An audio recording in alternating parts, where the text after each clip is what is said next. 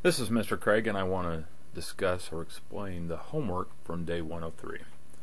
Alright, the first question says, a possible mechanism for the decomposition of hydrogen peroxide is given. The question wants to know, what is the overall balanced equation for this reaction? Now again, when we work on the overall balanced equation, we wish to cancel out alike terms on both sides of the arrow. So when we do this, I notice that we have an OH here, and there's an OH there. But there's also a coefficient of 2 there, so that means that 2 OHs can go away here. Now, if there was only one that was taken away, that's fine. One of those OHs would be an intermediate, while the other was not. Again, make sure that you remember what the term intermediate actually represents. An intermediate is something that is produced and later used as a reactant. So it's a product in one step and a reactant later on in the reaction. And it does not have to be in the very next step. It just has to appear later on in the equation. Alright, I see HO2 appears here and there, and I don't see anything else that shows up. So it looks like we're going to have 2 hydrogen peroxides, 2 waters, and 1 oxygen. So our balanced equation has 2 hydrogen peroxides, 2 waters, and 1 oxygen. And again, if you're doing this correctly, the atoms should balance out. You should have the same number of atoms on both sides of the equation. Alright, number 2, it says the following reaction profile indicate the positions of the reactants and products. So again, we always start with the reactants and we always finish with the products. The activation energy is the amount of energy needed to go from the reactants to the top of the hill. So in other words, the reactants changing into products. So it's that amount of energy that's required for the activated complex to be formed at the top of the hill. Delta H, we haven't formally talked about delta H yet. We will do that in thermodynamics, but it's the change in heat or the change in energy. And what we want to do is we want to look at the amount of heat that the reactants have and the amount of heat that the products have. That is the change in the heat, or our delta H. And we'll talk more formally about that in thermodynamics, so I don't want you freaking out and wondering what that is just yet. Alright, number 4 says the mechanism for the reaction of nitrogen dioxide with nitrogen dioxide to form nitric oxide and carbon dioxide is thought to be. And you'll notice there's 2 elementary steps there, and the first one is listed as being the slow step, while the second one is listed as the fast step. First of all, I want you to write the rate law expected for this mechanism. Well, the rate law again includes all the reactants up to and including the slow step. Well, since the first step is the slow step, all the reactants are included. So we're going to have we have 2 NO2s, so that means our rate law is rate equals K, our constant. We don't know what that is yet. And then since we have NO2 and we have 2 of those, it's a second order reactant. Now notice that there is nitrogen, well, NO3 is an intermediate, and it doesn't matter anyway because it appears after the slow step. But we do have carbon monoxide that appears. Technically speaking, carbon monoxide is a reactant, but since it appears after the slow step, it's a 0 order reactant. Notice that regardless of what the concentration of the carbon monoxide is, it appears after the slow step. So its concentration does not affect the rate of reaction. So you can either not show that because it appears as a 1 anyway, or you may show it, but it would appear as a 0 reactant. Alright, so now write the rate law. We did that, and notice I did not include in the rate law, I did not include the carbon monoxide, but it is an option. It could have been carbon monoxide in brackets to the 0 order. That's how we have a 0 order reactant. Writing the overall balanced equation, again, we want to cancel out anything that appears on both sides of the arrow. We just did that with the NO3. Also, we have 2 NO2, so we can cancel one of those out for the balanced equation. So, for the balanced equation, what we'll have for this reaction is NO2 plus CO yields 1 NO and 1 CO2. Now, that is very, very different than the rate law. The balanced equation and the rate law do not need to be the same. Sometimes they are, but oftentimes they are not. So what I don't want you to do is use your balanced equation. Again, we don't care about the balanced equation when it comes to the rate law.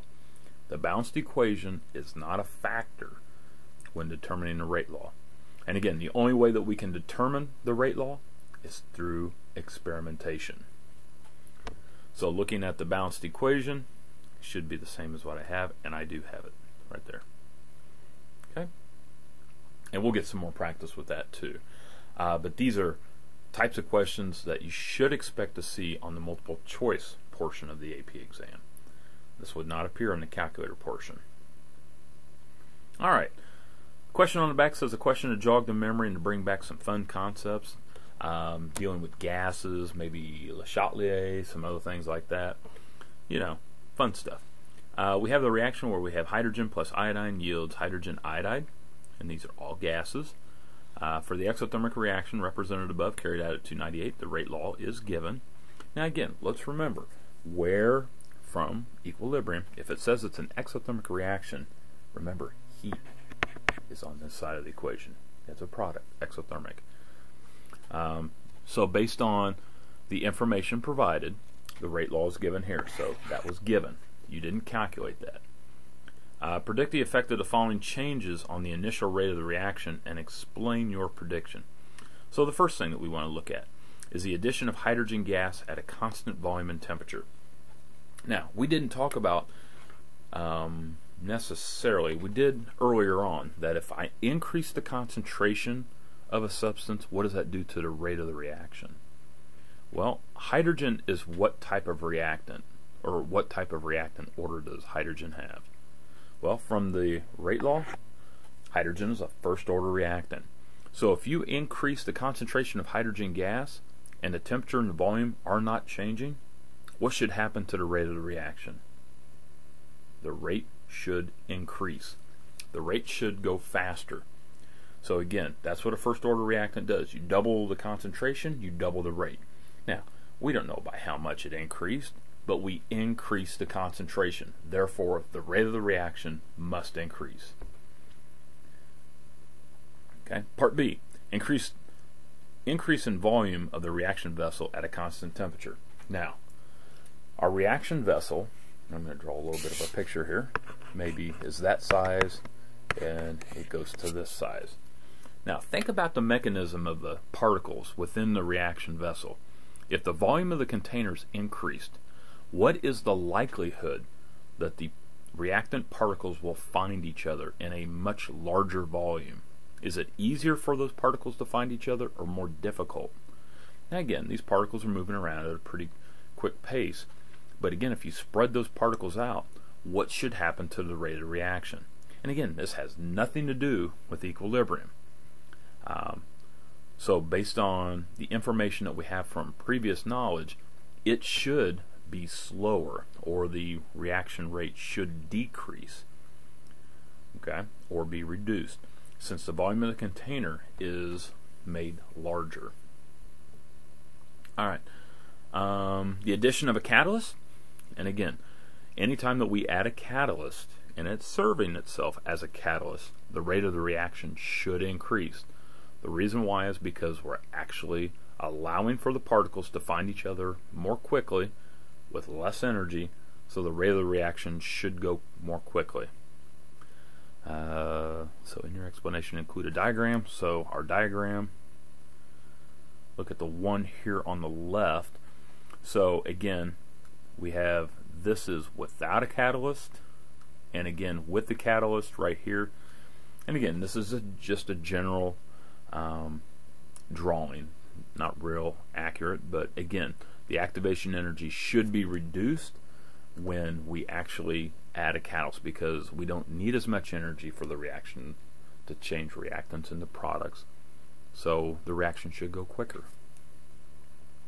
Alright, and then part D, it says an increase in temperature in your explanation. Okay, so increasing the temperature for our reaction, again, this is an exothermic reaction.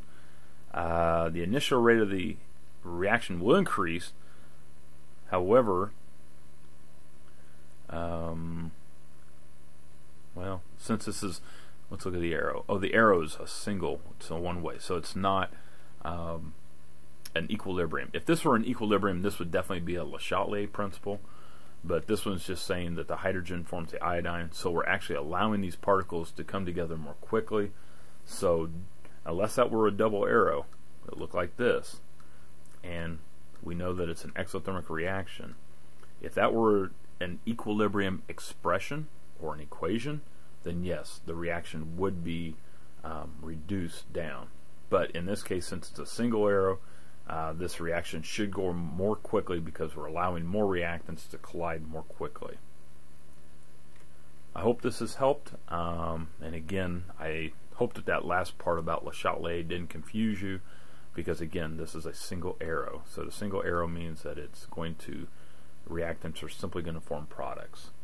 I hope this has helped. If you have any questions, by all means, do not hesitate to ask.